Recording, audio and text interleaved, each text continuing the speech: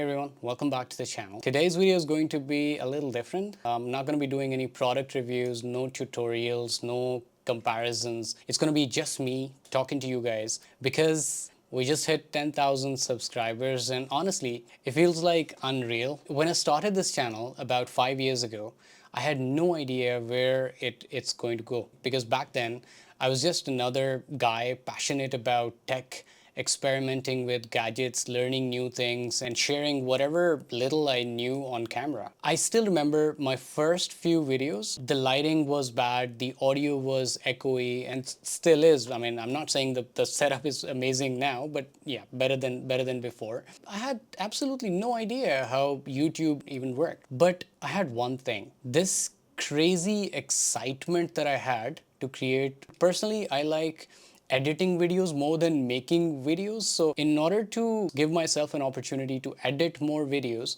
I thought, okay, let's just make videos and then edit them. And when I made videos, edited them, why not just post them on YouTube? That's how I started my channel. 5 years later, we are a community of 10,000 people. That's a huge number. So before everything else, I want to say thank you. Every like, comment, share, and even the silent watchers who never comment but always show up, you've always been a part of this journey, and I want to thank every one of you. I want to make this video not to just thank you. Obviously, I want to do that, but I want to also make this something valuable, especially for those of you who are either thinking of starting a YouTube channel or you are already on YouTube but you're struggling to grow. Because I've made a lot of mistakes over these past few years and I've learned a few important lessons along the way. So let's talk about that because I believe that these lessons can definitely help you in one way or the other. When I first started, my biggest challenge was consistency. I would post a few videos, get excited, then stop for weeks. I kept thinking, maybe the next video is going to blow up. But for those of you who already are running their channels, you would know what I'm talking about. That never happened for me. YouTube doesn't reward random uploads. It rewards consistency and patience. And I learned that you need to treat it like a marathon and not a sprint. The videos that perform well, they don't happen just by accident. They come from showing up again and again and again, even when no one is watching. And that's an important lesson that I learned after so many years struggling on YouTube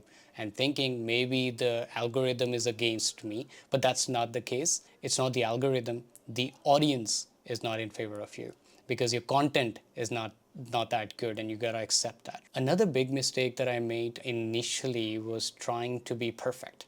I would spend days overthinking. Is the audio good enough? Should I reshoot this line? Should I buy a better camera first? And because of that, I delayed so many uploads. The truth is that your first 50 videos are never going to be perfect, and that is okay. You just need to start. You're going to learn more by uploading one imperfect video than by planning 10 perfect videos that never get made. And it's not just me. I have spoken to so many of my friends. They all have plans to start their YouTube channels, but none of them have done it yet. And the reason why is because they just think that we're gonna make a perfect video, and if we made a bad one, what would everybody think about us? And I think you need to get rid of that thought first. That's very important. There were times when I almost gave up. I would look at another creator, some who started later than me, and they were growing so much faster. That comparison game, it kills your motivation. But over time,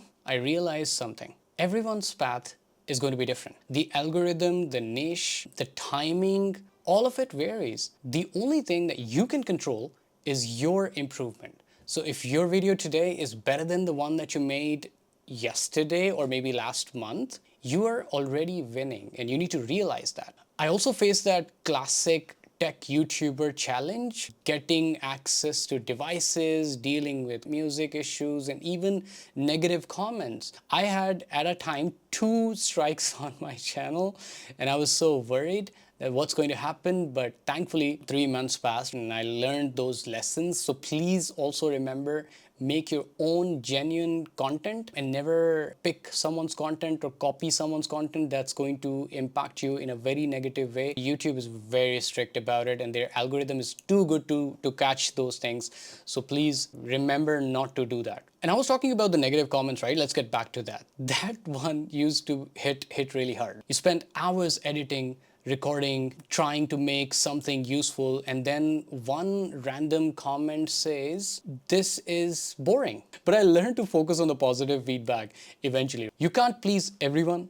What matters is the people who actually care about what you create. One of the biggest lessons that I learned, and this might sound very simple, is that thumbnails and title matters more than you think. You can have the most informative video in the world, but if no one clicks on it, it doesn't matter. I used to just throw random screenshots as my thumbnails and it showed. Once I started studying what other successful creators were doing, the colors, the faces, the text, my click-through rate literally doubled. Same video quality, just smarter packaging, and that's important. Another thing, don't ignore watch time. YouTube rewards engagement. The more time people spend watching your content, the more YouTube pushes it. That's when I started focusing on storytelling.